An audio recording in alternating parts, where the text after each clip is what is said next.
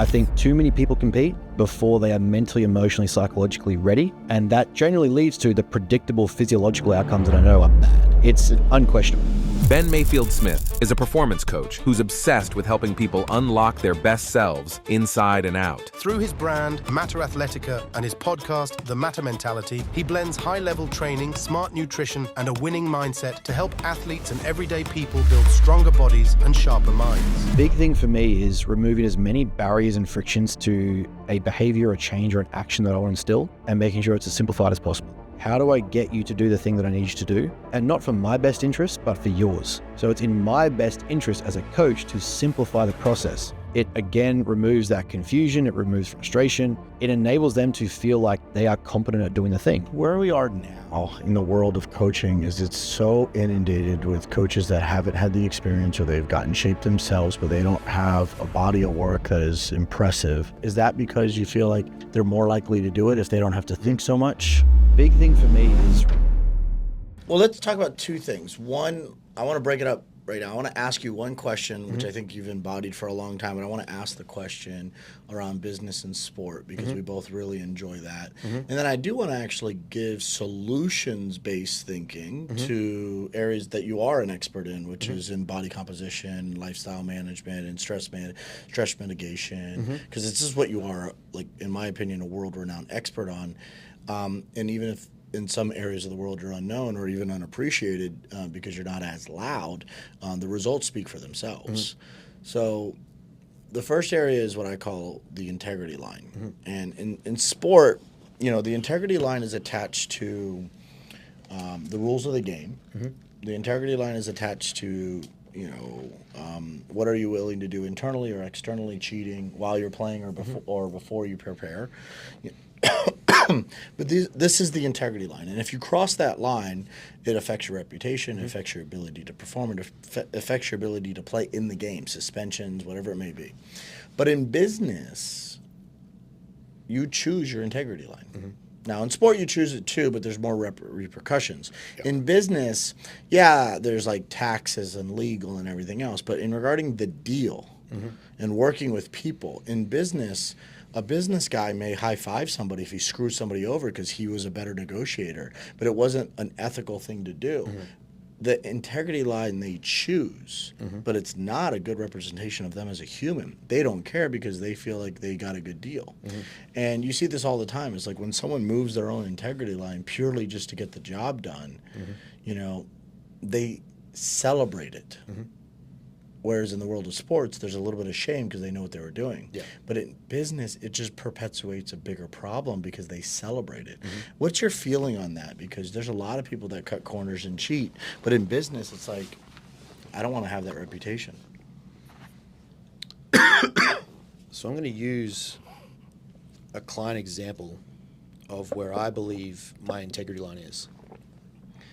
So I'm a big speaker on people needing to be psychologically ready to compete. I think too many people compete before they are mentally, emotionally, psychologically ready, and that generally leads to the predictable physiological outcomes that I know are bad. So I know that So to be true, too. Yeah. It's unquestionable. It's funny because I think we do a lot of fighting on that part. Like, wait a second, you're not ready. Yes, I am. I'm like, dude, do you know how much pain I'm saving you from and the rebound effect of it negatively? So my integrity line is I had a client and you know, this was early days of the business. I need numbers on stage. I need to get results. I need to prove my concept. I need to prove I know what I'm doing, right? There is a client, she's going to be one of my first females on stage. She's got a history of EDs, so eating disorders, huge history of body image issues. And we spent a lot of time working on this. We spent a lot of time together going through it.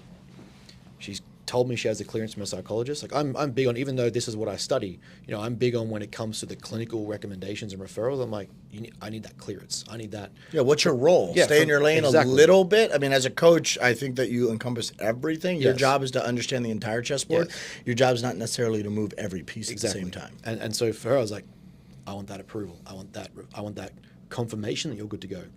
And we got it. Everything was sweet. But I started noticing slips.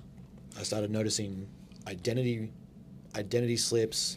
She was identifying with the disorder. She was identifying with the sport. And one of the things I find is when I start to see an athlete, and especially in bodybuilding, identify with the phase that they are in, that's bad.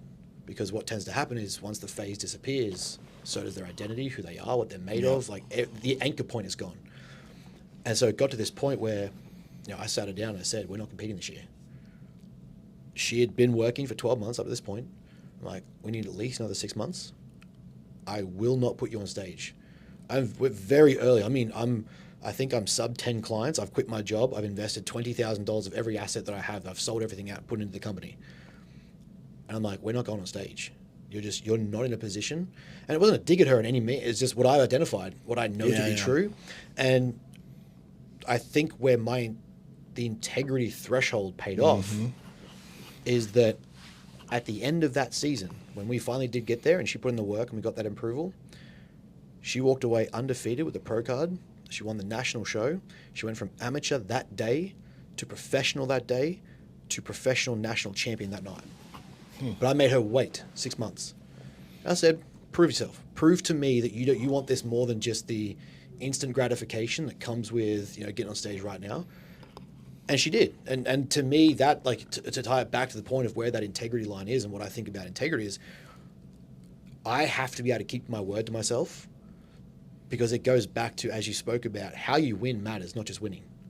I believe that not only how you win matters more than anything, but if somebody wanted to say hey, what's it like being around Cav? He could say whatever you want. But what I want them to say is he won the right way. Because that's a big deal to me. It is. Yeah. That to me is, I will know that my naturals always stay natural. I'll know that, in business, my practices will always stay a certain way.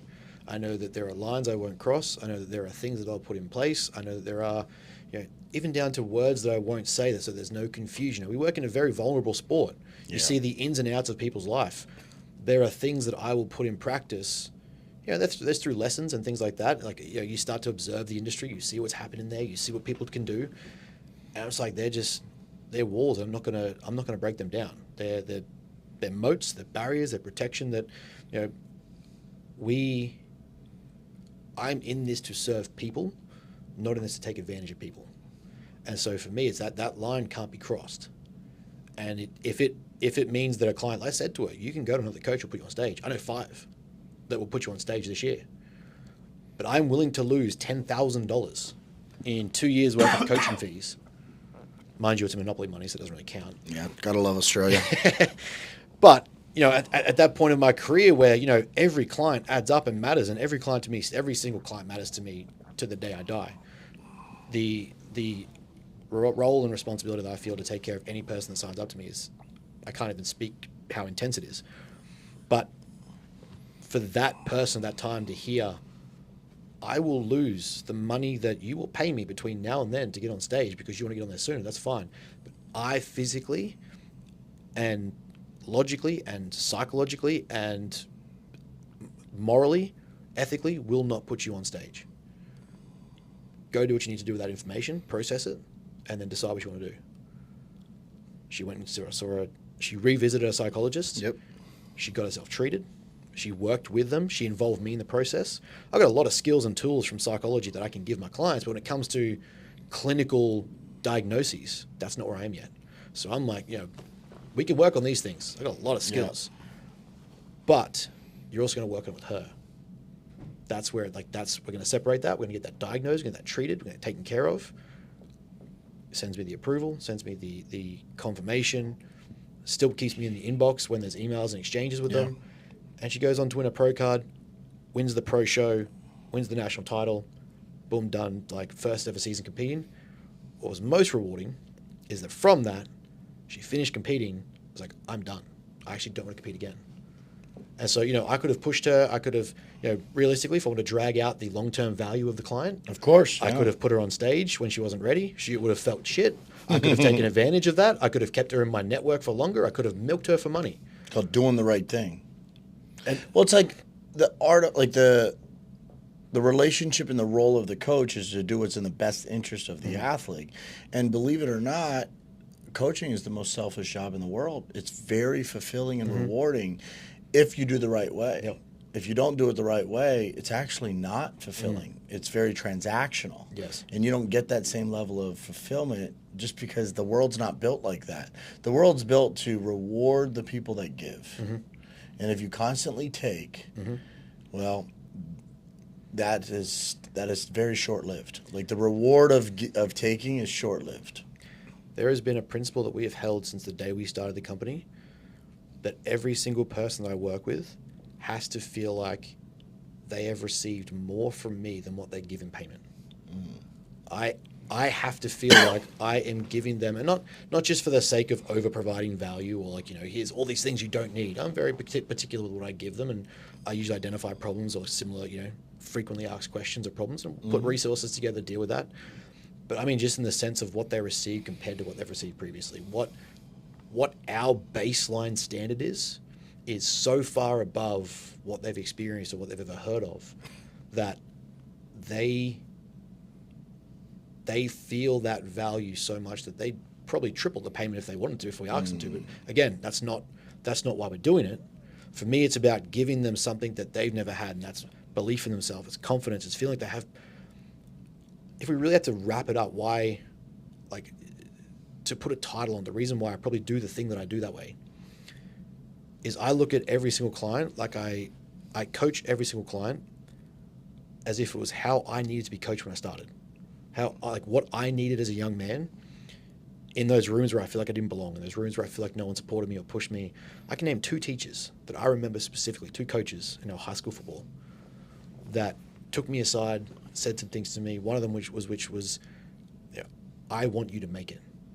And I could have the conversation with my brother or whatever, and they'll say I'm full of it. I can tell you the time, I can tell you the place, because no one had said it. No one had said that. And to have a mentor like that to me at that age say that to me, that's the way I view the role of the coach in what I do. That's awesome. I think that impact will change the way you think about sport, the relationship. Yeah. You'll give a lot more to that guy. Yeah. When he tells you to do something, he's I'll on run you. through He will. walls for that You'll guy. go exactly.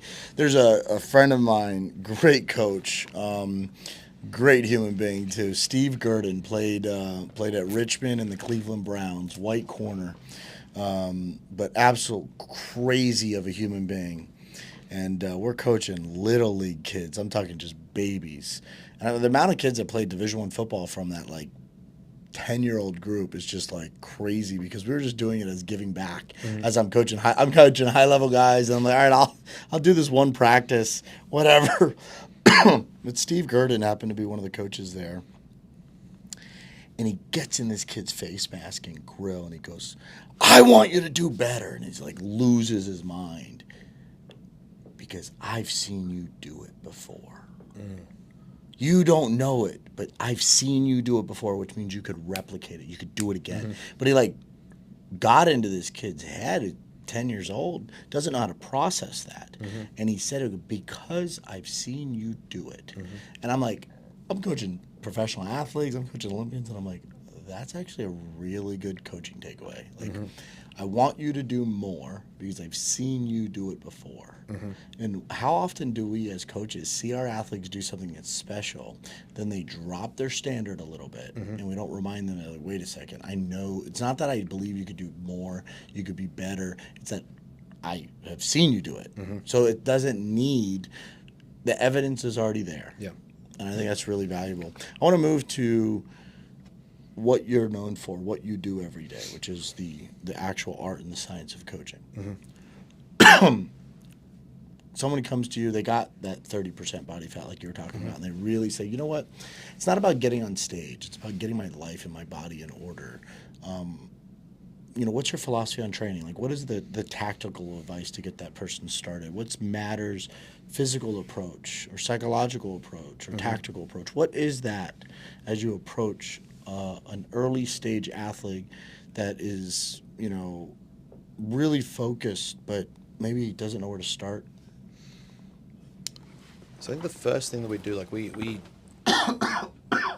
we've got to be specific here and differentiate, right? There are ways I work with my Gen Pop guys. There's ways where I work with Gen Pops that have progressed. Some of my clients have worked away from I don't even think I want to compete, and I'm like, look, that's I have what I call the goal of body composition spectrum.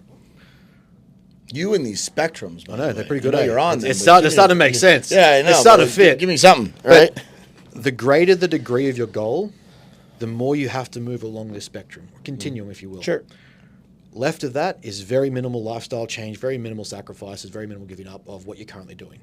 The further right you want to be, that's usually like, I'd say that final 10% where you want to get like stage lean, you want to be veins shooting from eyeball to thigh. Like that's that level of condition.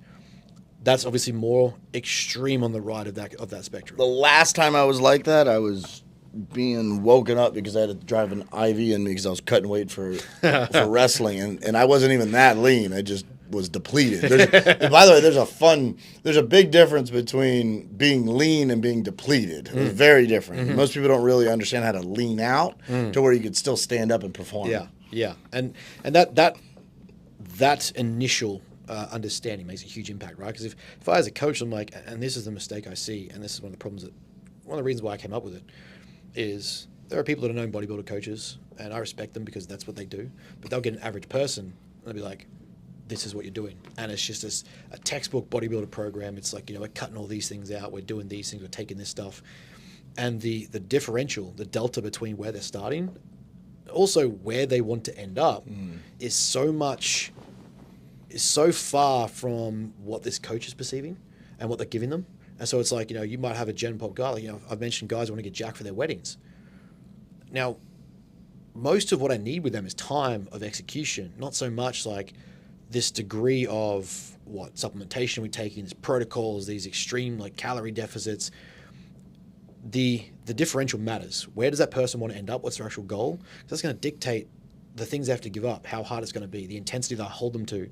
Because I'm not going to don't get me wrong, I hold them to the standard, but I'll hold them to the standard they tell me they want to achieve. Yeah, because they're setting the goal. They're coming to you for a purpose, and you're saying, okay, we're just reverse engineering. Exactly. We're not reverse engineering the Olympia. Exactly right. There's a Yeah. huge difference. And so once we have that, again, it all comes back to me with meeting where they are. So there's this theory, there's another spectrum, and it's called the motivational spectrum. Self-determination theory. It's the most detailed, or currently the most robust motivational concept in the field, I believe. It's made up of 3 pillars: competence, autonomy, relatedness. The more you can give someone that, the greater they are to push towards self-growth and the belief of they'll achieve self-determination. They'll be more intrinsically motivated. They'll fall in love with what they're doing, and they'll do it for the sake of it. The more I can give someone that, the more motivated they are to sustain that thing and keep doing it. Now, for me, it's early on getting them to understand that. But through actions, through Matter HQ, through using our software, those things, they show up in their face and they can see it. Now, for my everyday guy, a lot of the time they'll come in, we'll have the consult, we'll have the call, and we'll sit on these phone calls and I'll try and pull apart, I'll use things like motivational interviewing, I'll use things like behavioral change concepts, acceptance commitment therapy, the stuff that I've studied, and I'll use that. I don't use sales tactics. I don't use manipulation calls. I don't use any of this like you got to get like the foot in the door technique, or we got to get the front end first, blah blah blah, and hit them with the high price and hit them with the low price. I want to understand them and what their pain is. What is the problem that they're trying to solve? That's my job as a coach, right? Is to decrease that pain, shorten the distance from A to B. That's what I'm here to do. So once we have that conversation, a lot of the time it's going to be like, I know I've got to do, or I want to do 6 days of training. I want to do this diet. I want to pull down on my calories. I'm going to have to do cardio. Like, hold on. What are you doing right now? Yep. Oh, I'm gaming till 3 a.m. I'm barely seeing sunlight, or I'm going outside once a week, or I work 12 hours a day and then I try to get something done at home and then I fall asleep. Like, cool. What do you think the chances are if you've gone from doing 1 training session a week, which is pretty half-assed because you're not fueled, slept, or hydrated, to then going to 6 days a week? Oh, fuck all. Like, it's very little. It's not going to happen.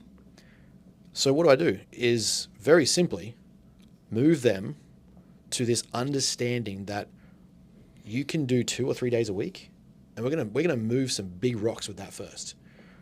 What are you eating with food? Oh, whatever's available at the local takeaway.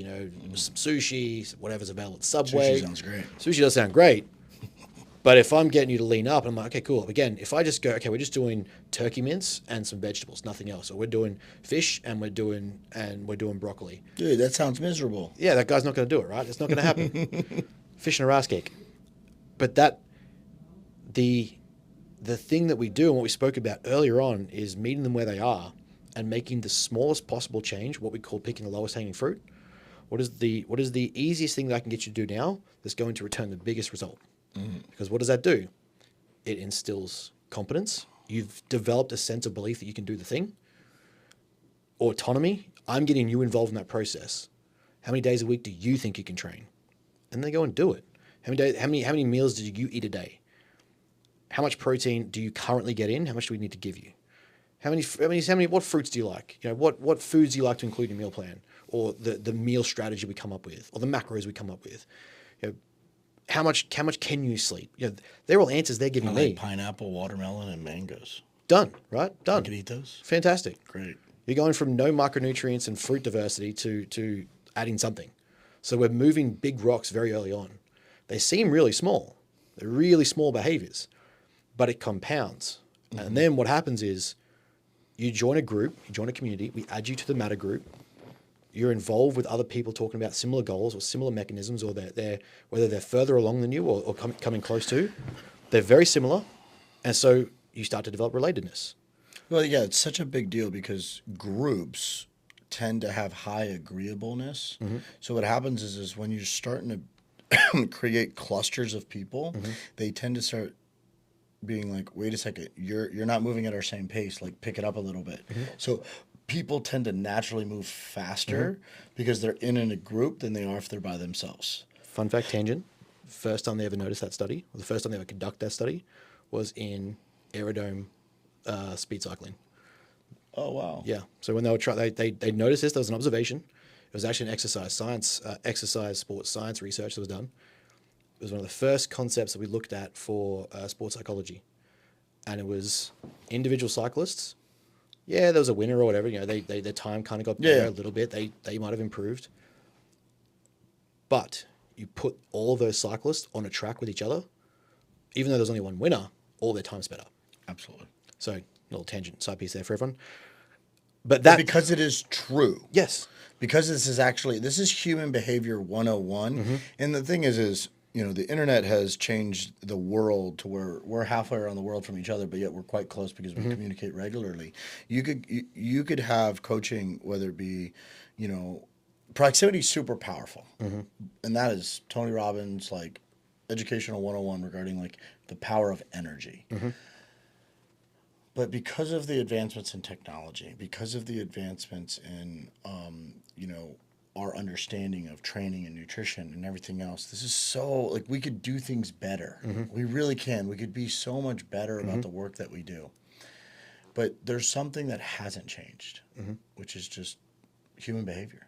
No matter where you are, whether it be back in, the day with Julius Caesar to where we are today right now, like that's a very, very long time with a completely different level of innovation and different level of actual abilities. And yet, one thing that hasn't changed is behavioral patterns. Mostly. If we really looked at it, most personality traits, the profiles of individual people, and we can see this you'll see it in successful athletes. There's generally some archetype profiles you'll see. In bodybuilding, there's very specific archetype profiles you'll see. In business, there's specific particular archetypes you'll see. Human personality profiles, traits become pretty fixed. They're not permanently fixed. They can be exacerbated. They can be enhanced, especially if you knuckle down and focus on it. But for most periods of time, you're going to find the average person that doesn't push self-growth. We tend to fit into the same traits that we kind of not are born with, but the personality traits that we start to evolve with, and we get across life. That's your ocean, or what we call the big five: agreeableness, conscientiousness, extroversion, neuroticism, and agreeableness. They're your five. Generally, people tend to have. I got agreeableness twice. Okay, hang on. Step your game up, man. Openness, conscientiousnthat, agreeableness, extroversion, neuroticism. Thank you. There we go. We got there. Bad student over here. Big I gotta five. get things to repeat it. But that generally people have those same personality tropes, profiles, the ones that are dominant, they're pretty fixed for most people, unless you really put some work into them. They can be changed, but usually it's pretty standardized. And from that comes behaviors. And usually those behaviors as actions, agency, things like that, it's pretty consistent. And I think that's where the exciting part about group work, we know that groups perform better generally. Of course, there's the risk of groupthink and people limiting themselves. But again, it's where you create relatedness, where you create the room for people to express themselves, to push themselves. I know what it was like to be in that room and not have someone say, you can do it, go do it. I would prefer to have that room where I'm like, I want you to tell me the biggest goal that you can possibly think of that you want to achieve. And if it is, I want to be shredded in front of my wife, wedding day night, clothes off, and just have this look in her face. Okay, if that's what you want, that I'm going to move mountains to make that happen. And all of a sudden they're going to have belief, they're going to have buying, they're going to have a sense of connection, relatedness to me. There's next to no story that I've heard from a client that I can't share an experience on. So again, we develop that relation. Now we've got agreeableness. We've got We've got relatedness. We've got autonomy. We've got competence. I'm proving that they can do the thing because we use the app. We use Matter HQ. They can see each day they tick things off. We use coaching. I'm a very big storyteller, experience to giver in, especially in deep situations. I'll use something that I have had experience with to relate to that person, to make sure that gets felt not as fake empathy, but genuine understanding. It humanizes it. It really does. It humanizes the situation. A really quick example: client comes to me. I hadn't heard from him like a week, and I hate that. I'm like, I want to know what's going on. Tell me what's happening. Like, he's usually he's a good kid, pretty consistent. Has his moments or windows where things just go wrong. Tells me one of his best friends passes away for 2 years. Passes away 2 weeks ago. And I use that as a coaching moment, not to attack him, not to, where have you been? Why have you been doing this? I'm like, man, I understand. I get it. Like, if anyone gets it, I get it. How are you going to use this moment? Yeah. What are you going to do with this that every day going forward, does his memory make you a better person? Or is it going to be something that holds you back? Mm-hmm. What would you think he wants? And that to me is like, it's a powerful way to feel that connection. Mm-hmm. And then it empowers him. He has a choice now. I've given him that situation where he can step up, rise to the plate and say, I'm going to be better. And, it doesn't mean be perfect on the books, doesn't mean be the world's best bodybuilder. He's just a physique client. Mm-hmm. Like, the average coach is giving him sets and reps and being like, on your way. But I get to use that as a way to build motivation in him. That intrinsic motivation is not about, the Jenny Craig challenge. It's not about the local 6-week get shredded challenge, not about a bodybuilding stage. It's developing the intrinsic love and passion towards the outcome regardless of external involvement. He loves that thing because he has developed an attachment to it. Yeah. Where we are now in the world of coaching is it's so inundated with coaches that haven't had the experience or they've gotten shape themselves, but they don't have a body of work that is impressive. Mm-hmm. And then they're just kind of Xerox approach, right? Mm-hmm. Copy and paste, and eventually kind of the stamp ink starts to run out a little bit. And then they become very much excuse makers if the results aren't where they want to be. Mm-hmm. Person comes to you, you have this very robust process, but I've been in that seat to watch how you coach. I have a number of friends that I have recommended to go through kind of the matter process with body composition and go through it with you. Mm-hmm. And, they've been able to enjoy, trips to Vegas, opportunities with their loved ones. They've been able to go to very important, one was speaking at an event and was able to look a certain way. Mm-hmm. Like that sense of pride of empowered knowing, like, hey, I'm really self-conscious of what I'm like on stage and I need to look good, so that I could feel good. And that's that person's concern. Mm-hmm. So they go and train and now they're in a good position, gives them more confidence when they go on stage, right? Like for me, it's like, even me who has very little body image issues, like I know that I'm going to feel better if I'm put together when I'm on stage in my suit. So, you give those people that power of those results. You actually make it really, really easy. Like you remove the friction for them. You remove the work that it comes into it. Is that because you feel like they're more likely to do it if they don't have to think so much? Big thing for me is removing as many barriers and frictions to a behavior, a change, or an action that I want to instill and making sure it's as simplified as possible. How do I get you to do the thing that I need you to do and not for my best interest, but for yours. So it's in my best interest as a coach to simplify the process. It again removes that confusion, it removes frustration. It enables them to feel like they are competent at doing the thing, right? If you're explained to something in a way that feels really simple and you've understood it down to the wire, you're like, I get this, fine tooth, I get it, I understand what you're saying, you ask of me, you are far more likely, we know this in the science, more likely to execute that thing. You're more likely to do it. There's a lot of great quotes and things that go around this. He who has a why can bear any how. If you understand the why, you can go even further. That's, it's an addition that I've added to Viktor Frankl's approach to that concept. Viktor Frankl was a great influence on me. If anyone has not read the book, The Man's Search for Meaning is a profound piece of literature, is hugely impactful in anyone's life to read. So he has this quote that is, he who has a why can bear, he who has a why can bear any how. But to me, it's also adding understanding that why. So if I give you the reasoning behind why we're doing something and you understand it, you don't have that separation, that intellectual separation, that gap. It's not a power difference of intellectual capacity, of knowledge, of arrogance or ego. We're on the same level here. I'm just telling you the thing I need you to do. I'm going to nudge you towards it. I can't walk you through the door. I can show you where the handle is. Yep. I can't make you drink. I can show you where the water hole is. And so I will give you as simplified explanation as possible. One of the guys you were talking about made a funny joke last night to Brooklyn about the way that I coach. He's like, Ben has this really powerful but polite way to make you realize that you need to do better. And it was like this idea that he put on something about, I think one of his check-ins was about like being tired of chicken. I'm like, I've eaten chicken 3 times a day for 6 straight years. Now, I've not done the same meal of chicken. Like, I will flavor that shit. Don't get me wrong. I will add some substance to the meat and potatoes. Yeah. But, the joke being, like, I'm not saying just stick to chicken, by the way, but the joke being is like, you've got more in you than you think. Like, you're tired of chicken, sure, but have you done anything to spice it up? Well, then you're not tired of chicken. You're just tired of the way you're cooking it. So do better. And I'm gonna show you how to do that. Here's a few pieces of advice. Here's a few tips. I'm not going to overwhelm you with knowledge, because what does that do? Nothing. I can use as many 6-syllable words as you want to talk about, nutritional science, to talk about supplementation, amino acids, or how we're going to do this to get a better pump and sodium balancing and things like that. The average person doesn't need that. The average client does not need to walk through that process.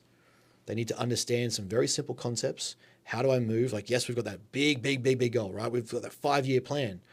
But all I need you to do is put one foot in front of the other and start here. And eventually the steps become more complicated.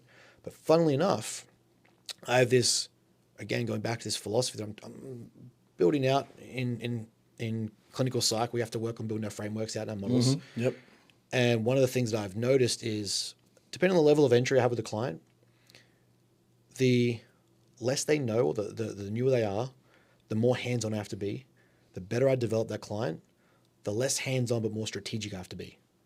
I need to be less involved but more deliberate in how I get involved. It's knowing the what. Exactly. Mm-hmm. And so how you actually handle them based upon how much intake you have with them and like what you've assessed from them. Exactly. So, if I get this brand new client and they need consistent, small, subtle pieces of advice, they need, just, you're doing a great job. This is good. Here's what I need you to do. Now add this, habit stacking, task stacking, pushing that upper threshold of where their current limit is.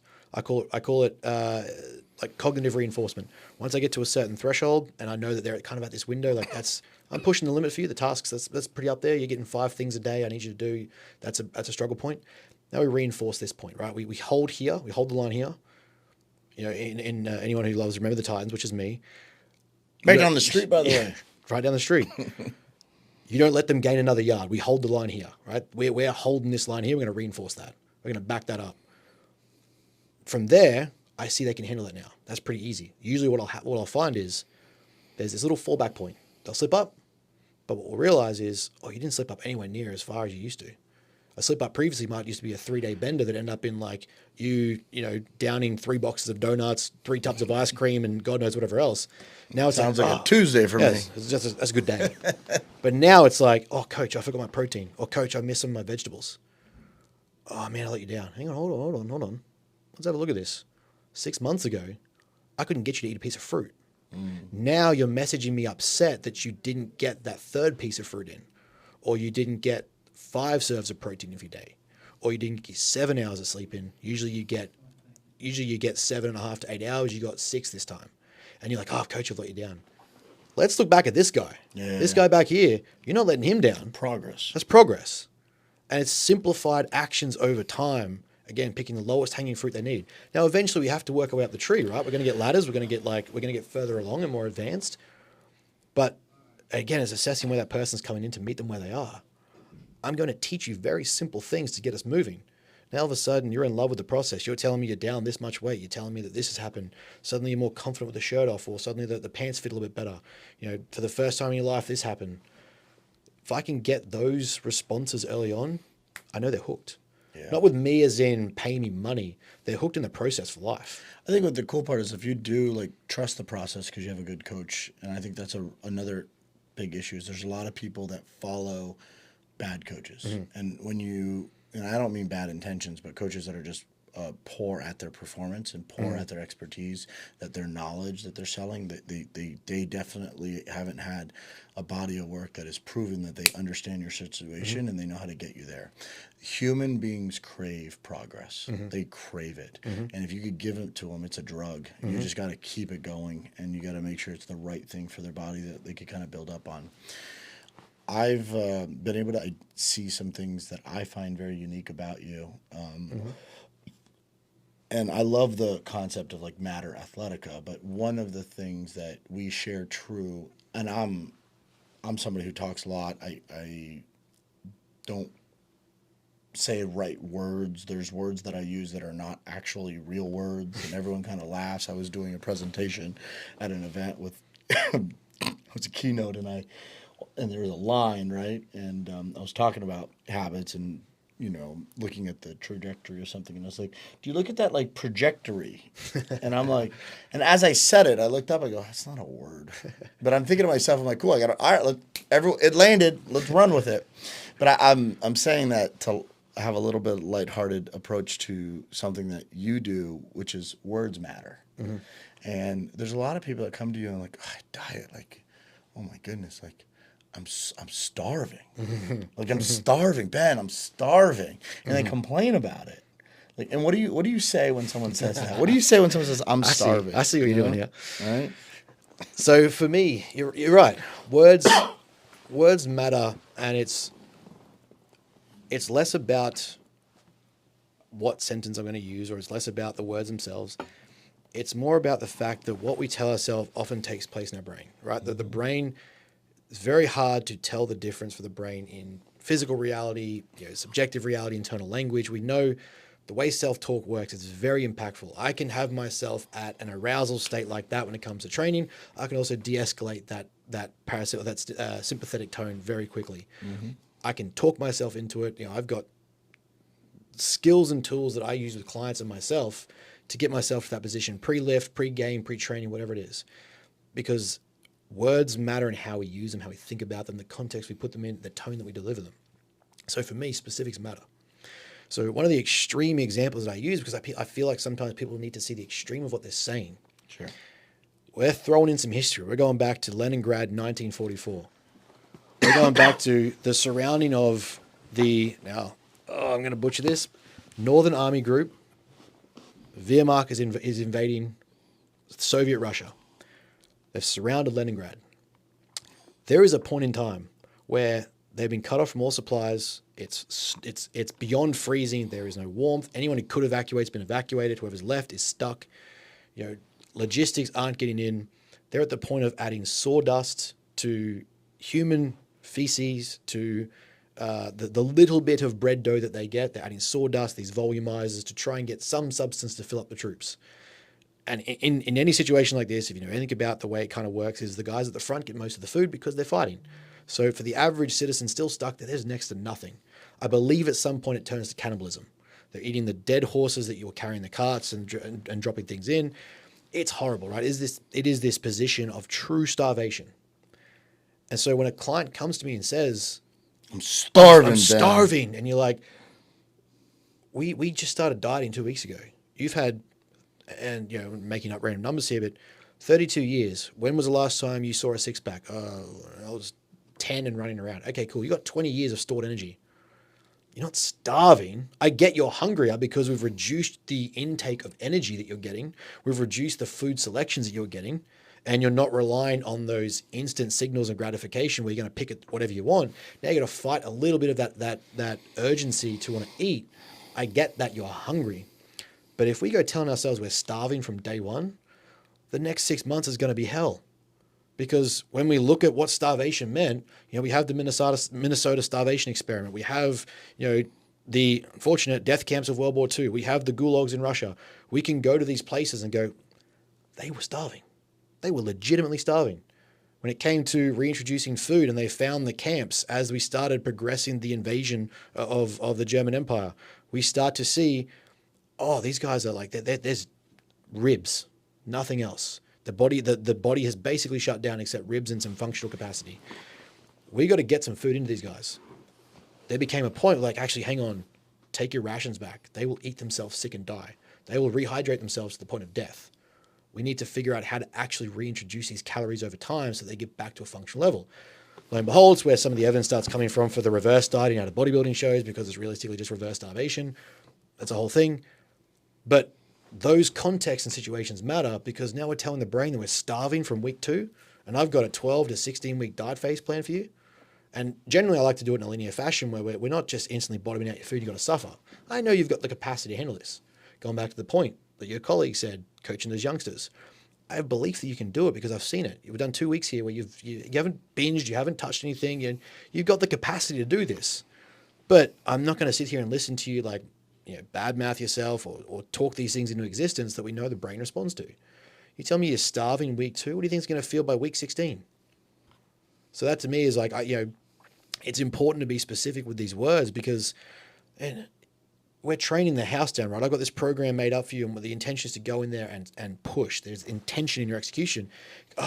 Coach, I'm hurting. Everything hurts. It sucks. Like, hang on. Is it hurting? Or is there an intentional degree of muscle soreness in the area that I want you to feel it? Because those two things matter. Soreness is indicating me that something's wrong.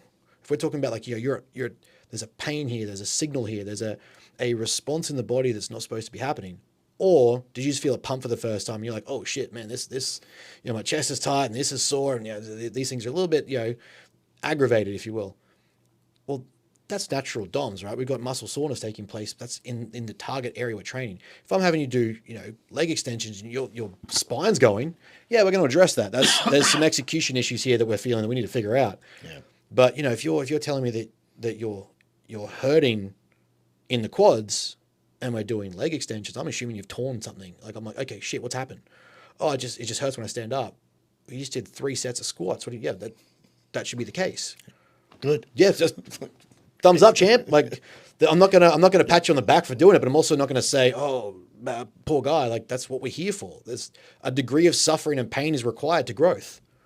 And so when you use these words, I get not particular, but I do get my backup about it, because there is going to be a time where something does hurt, where starvation is present and you are really hungry. You need to be able to articulate what's going on. If not, you're going to create chaos within the environment in which you're in. So an example to that is, I truly believe that athletes have to be able to have the awareness of their body so that when they are articulating what's going on, they're able to explain where they need the most help. Like, they have to be the biggest advocates for their body. And what happens is as they are communicating what's going on, they are able to kind of reference accurately the situation, so they could also reference accurately part of the solution. Because you can't, it's easier if somebody could come to me and be like, this is what's going on, than if I have to kind of like actually test every little thing and go, did I get it? Did I get it? Did I get it? Because then as a coach, it puts me in a situation where I have to do more work. You had an opportunity to go see Landon when we were getting ready for camp a few years ago. And it was exciting. But I'm getting ready for, working with, an all-time great, and I'm putting my hands on him and treating him. And one of the benefits of working with an athlete so long is we develop a level of trust. But, Landon comes to me like, hey, Cav, like, this is what's going on. This is what's it. And then, hey, I got something else, And then I figure the rest out. But do you know how nice it is? It's like the first two things he's identified as the priority. And as pros, I could say, well, obviously you know that you need to perform as a professional. So I'm going to go right to the area and I'm going to go to the expectation. I'm going to resolve the expectation. And then I'm going to go to the next priority. I'm going to resolve that priority because that's what matters to you because I trust that you know your body well. And then through that process, I'm going to be going through more of a evaluation a procedure to where I could look at it and go, okay, based on this assessment, this is what I actually see. And then I could start working on it. That's really valuable because in the other case, if it's like, hey, coach, it's my session, and then he just lays down, he's like, fix me. And I'm absolutely. like, all right, well, do I start at the big toe or the pinky, or do I start at the left shoulder, or do I start like winking your eyes? I mean, I'm over here. I don't want to like pull on your ear a little bit. So I want to be able to, yes, I know how to look at the body. And yes, I am quite good at identifying things that nobody else sees and working with them. Absolutely. I'm great at that. That's my job. But damn, don't make my job hard. Make my job easier. Yeah, you're paying me. Make it easy for me to do my job. Yeah, and by the way, that's a massive benefit to you because look how if you could help me collapse time, and I could actually collapse time. What happens if we actually leverage that together? So the power of self-awareness and the power of words and the power of the ability to articulate awareness is really useful, and that's the difference. Is like good or bad is one thing, but it's useful, and I'm a big believer of things that are useful. Well, that's one of the things that this is why I push a lot of prep athletes to work with me long term is, We make more money if you do that. So let's do that. In a perfect world, I'm with a client 2 years before we get near a stage. Yeah. Now, again, it sounds like that's for money, but the reality is, if I can see the correlative between the average person who's never dieted, prep, trained, the best thing they've probably done is like a Jenny Craig diet or something like that. They've used the points calorie system to try and lose some weight, and it's rarely worked. The longer that I can work with someone, the more I'm able to take them through the depths and the different degrees of intensity required to make comp prep just a little bit easier. Hard things aren't easy, but we can get better at tolerating the hardship, right? So if I take you 2 years out, I have a period of time to structure it, and this will generally happen. I'll pre-plan about 12 months to 2 years of your life. I know where we're going to be. I can reverse engineer it in a way. Now, it's not always going to be perfect. Shit happens. Life happens. Things get in the way. That's part of the preparation. But that's why we have a plan, right? We have a route that we can take. It's like, okay, I've got to take this detour. But can we come back to the route? Can we come back here? Is that working? Can I reassess it? But it gives me a baseline to operate from. Now, with that means I can take you through greater degrees of deficits. I can have you experience what it actually means to be hungry. Not just hungry because you're bored, not just hungry because you're emotional, not just hungry because you've skipped out a few calories and I've made you have to lose some body weight. I mean true hunger. Like when it's at the point where, we have this thing called the olfactory gland in the nose, and it basically connects not only your receptors and your smell receptors, but it connects it to your memory. It connects it, you start to think about, remember that place as a kid where it smelled really delicious and you had like that little, maybe someone had a cinnamon something in the house or a candle or something like that. And all of a sudden now your brain's pulling that back to going, hey, donuts. Hey, this thing as a kid. Man, this smell reminds me of that lolly that I had or candy that I had when I was young. That burger smell on the way home from work. That's right. McDonald's is right there. The brain doesn't want to be hungry. The brain, realistically, let's look at it. The brain is the thing that we exist in. The body is the vessel that allows the brain to move around. It's the vehicle through which the brain gets carried. It doesn't want to be deprived of nutrients, energy, be pushed to the point of exertion where it wants to collapse. It doesn't want those things. So at a certain point of hunger, the body starts to fight back with its own mechanisms that make that harder to do. You go from 0 to 100, and 100 being a comp prep when you've never been lean before. You don't have any strategies, tools, or experience to go, where have I done this in the past? Where do I have the confidence to do this? The reason why I knew how to kick a football on a field in a game and be confident about it was because I'd done it in the past. I've done it at training. I've done it here. I've done it here. The reason why I can get under a 240 squat, even though my back's broken, is that I've had the experience to do that. I know how I want to set up. I know how I want to do those things. That's kilos for some of you. That's kilos. So let's make sure. Let's put a little bit to it. It's not the worst thing in the world. It's not 240 pounds. But that ability to give someone experience, realistically, provides the resume in the future to have the confidence to do the thing just a little bit easier. Mm-hmm. Like we go through camps, we go through like off season, we go through season. If you don't have the experience and the reps under your belt, all of a sudden everything hurts, everything sucks. Like, why am I doing this? but you've gone from 0 to 100 and given yourself no chance for success. Not no chance, but you haven't given yourself the capacity to really push yourself and get there in the best possible chance, right? So for me, being able to take someone for a little bit longer, and yeah, it looks like there's more money on the books, great. Half the time I give that back in experience of being there with you anyway. So it's like, realistically, the end result to you is that the final thing that we do, which is get on stage, is just that little bit easier because you've had the time to experience, hey, we're going to push this deficit a bit more. We're going to push the food a little bit higher. Do you know what it feels like when you have to feel like you're going to throw up 4,000 calories, 5,000 calories? No. Okay, cool. But we need to get that food in to build some tissue. Okay, we need the time to build muscle. That's going to require more food. Well, do you know what it feels like to still train to a proximity of failure where you want to throw up on 1,800, 2,000 calories and you're a 100-kilo guy? No, okay, we're going to go there. But we need to go there. So if prep does get there, or we get to a position where prep does get that little bit harder, I've got to drive up your cardio, I've got to include posing, I've got to do all these extra things. You've got the confidence behind you now and the resume to say, I've done that before. Now it might just be a degree harder, might be a little bit more intense, but I've got the resume to say it's been done. And only this time now, and this is the proof that I tell people to lean into in hardship. This is where the lessons I take from bodybuilding go to life. Anytime you do a hard thing, all I have you do is think about the last time you did a hard thing and said, I couldn't survive. Think about when you did something hard. When I was on the verge of driving my car into the river, anytime I feel like I have something hard coming up now, like how does that stack to looking at the end of a road and going, that river looks pretty good. That's a pretty good idea. I should lock the doors and drive into it. Like, Don't do that. Don't do that. Please. But when I'm sitting there picturing dad sitting in a chemotherapy chair, 10 hours a day, and he's coming back week after week for a decade because he refused, he was terminal twice, the third time's one that got him. What business do I have to sit there and go, fuck.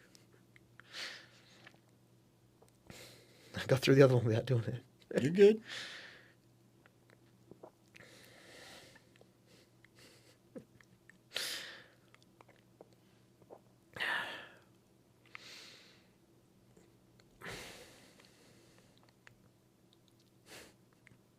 It's because I'm tired.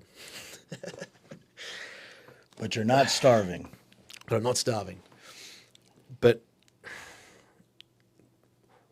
What business do you have complaining about something, right? Like, what business do you have mentally in that framework? in that situation, what business do I have to complain when I have the proof behind me that hard things have been done? Yeah. And that, it's extreme to use those examples with clients, but like I said, I'll use experiences. There's next to nothing a client can tell me that I haven't been through, where I can empathize and I can understand. I can say, hey, I get it. I get being tired. I get being sore. I get that it sucks and it's hard. Mm-hmm. But in the same token, I'm talking about hard. I'm selectively choosing the suffering I wish to go through. Mm-hmm. Dad didn't get to choose. So what business do I have to sit here and say it can't be done? He has a decade of proof that he was told he was terminal twice. Mm-hmm. It took life 3 times to be like, nah, we got you. So what business do I have to be like, oh man, squats are hard today? Like, yes, arbitrarily in that moment, the squat's going to be hard.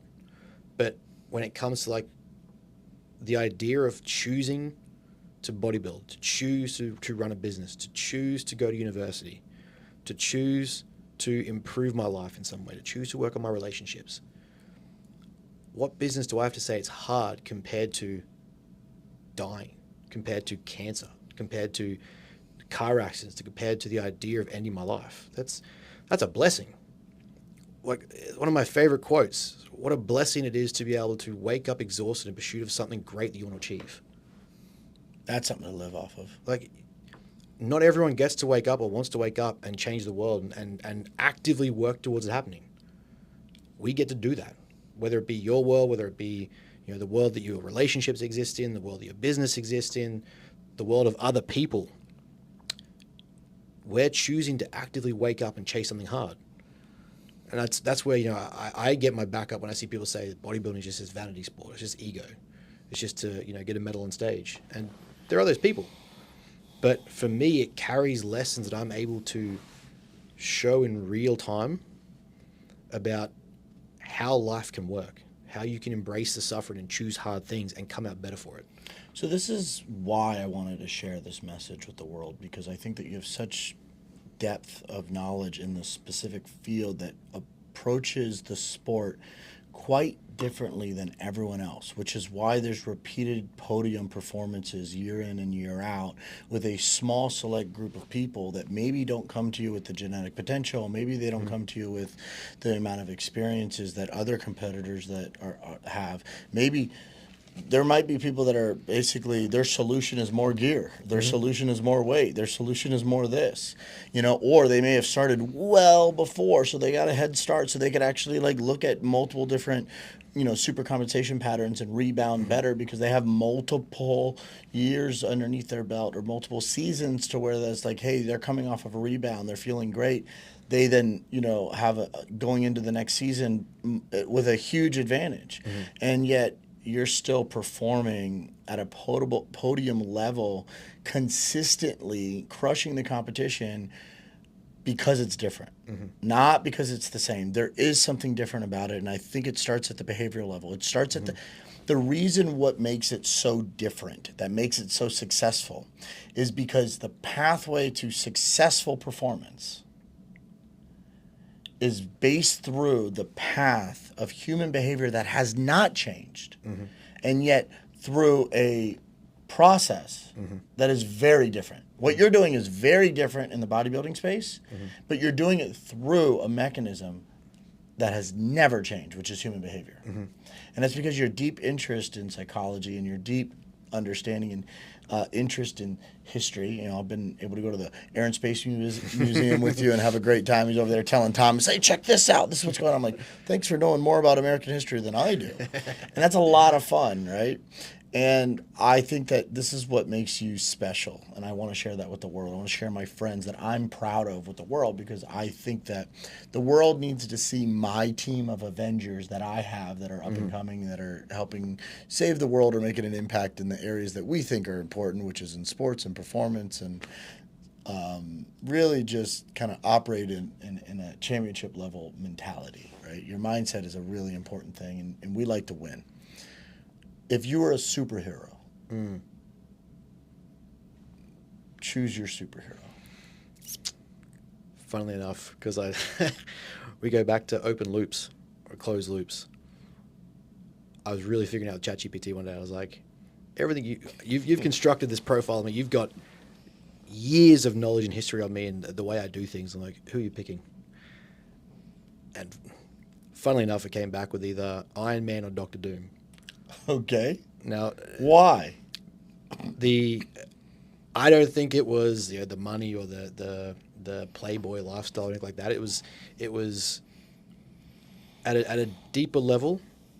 Once Tony realized that his company was being used for the wrong thing and it was approaching the wrong thing, and the ethics behind it, what he wasn't do anymore, it came for a near-death experience that he realized he wanted to make a difference, he wanted to make an impact, and to do that was kind of like he had to put on this suit. Yeah. And he had to like he couldn't do it as Tony, but at the same time underneath it was Tony that was making the difference. Yeah. And I think that was where his mechanical heart. Yeah, exactly. Exactly. It's cold. But I think that was where it kind of went, because I was like, oh, what else? Why not this or why not this? Everyone's like, Hulk, yeah. And he was like, the thing was actually, no, it's not Hulk. Hulk it's just rage and anger. Like, I've been there. I've been that guy. I had rage and anger. I was fueled by, I'll prove you wrong. I was fueled by, watch me. That's been, I've got a list in my head, and sometimes I tap into it. Sometimes I'll use it. And there's people on there for different reasons, but I don't. It's not like the Billy Madison list where it's like, I'm glad I called that guy. I'm not putting lipstick on. Just want to make sure that I'm not on that list. It's more of you challenged me once or you doubted me once. That's cool. Yeah, I've pushed this quote down because I believed it my entire life. And Nick said it on the podcast a while ago, and I was so proud of him because it's like he really believes it now, which is wonderful, which is, I'm not here to prove others wrong. I want to prove myself right. And you've done that. I believe that, in business, as I help people with their brands and their growth, running a marketing company, but still coaching full-time in the NFL, full coaching, like working with athletes at that level and coaching at the Olympic level and, gearing that up. And you've been able to see some of those guys over the years in camps. I want you to build your super brand. And I think every superhero has something that they stand for. So what does Bend, what does Matter Athletica, what do they stand for? Ooh.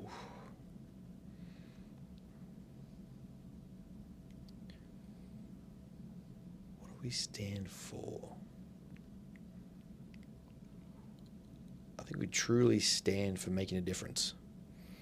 And then what does every hero has to have something he stands against? You know, you talk about Tony Stark not. He stands against having the hands of weapons in the wrong hands. I think we stand against mediocrity.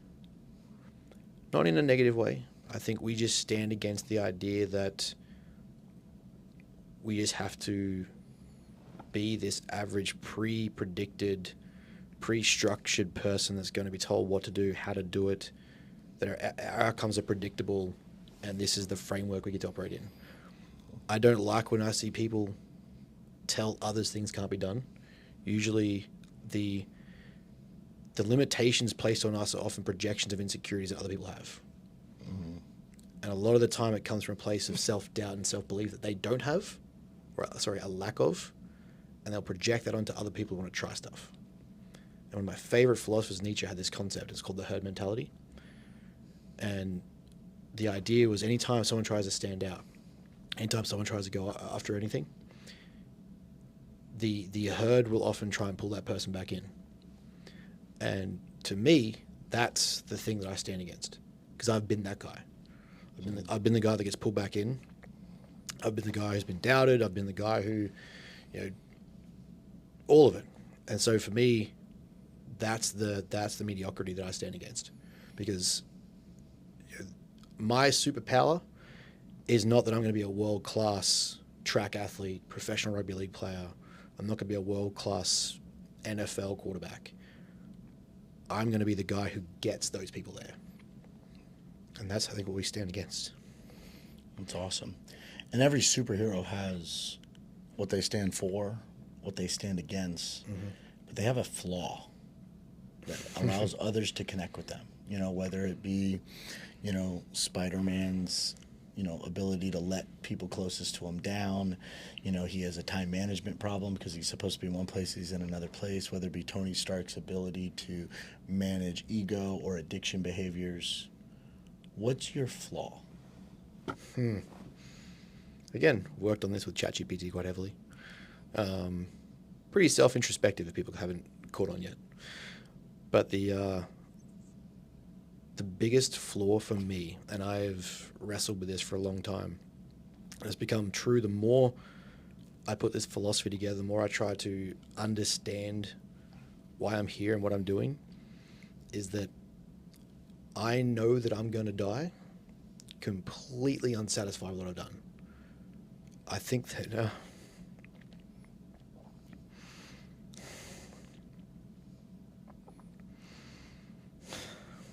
I've not said it before, but it's like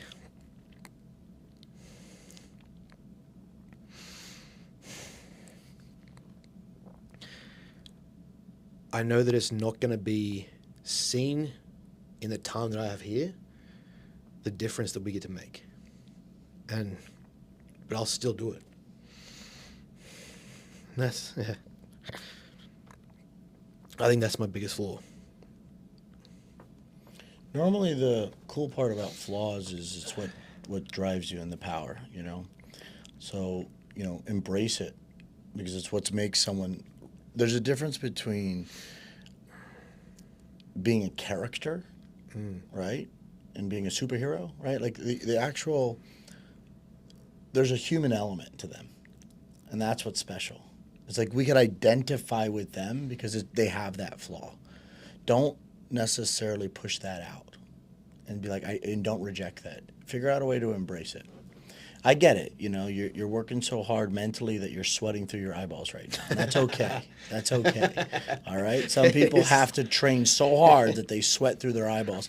I don't think I've been mentally and emotionally so convicted of something, and so it works so hard where my brain, right? Your brain's obviously super powered, right? That you started sweating through your eyeballs. So that's pretty cool. Now, I truly believe that you're a superhero, and I want you to be able to build that super brand that connects those pieces. And I think that that's the message you need to take to the world, because the proof is there, and you just need enough seasons and years and people that trust the process and go through your frameworks and go through your work, and then like really committed to the work of excellence that you have. So they don't have to be average. And then if you feel like you're in an environment where the sheep are taking over, well, like don't let someone pull you back. Like, you have people out there in the world that want to see you win. You have people out in the world that know how to help you win. And more importantly, you have some people out there that probably have your back more than you know, so you should not doubt yourself. So I want you to tell the story to the world so that you could like be that superhero, but you could build a super brand so the world could actually recognize you. Because I am tired of listening to some people that are, it's all about calories, it's all about macros, it's all about this. It's like, listen, there's a predictable path to your success, both in business and in sport. If you understand how to deconstruct the podium performances, and you understand how to win, and you put the work in, you can make it happen. So thank you so much. I appreciate you. I'm proud of you. Thank you. And I think that the world needs to hear your story more. So thank you. Thank you.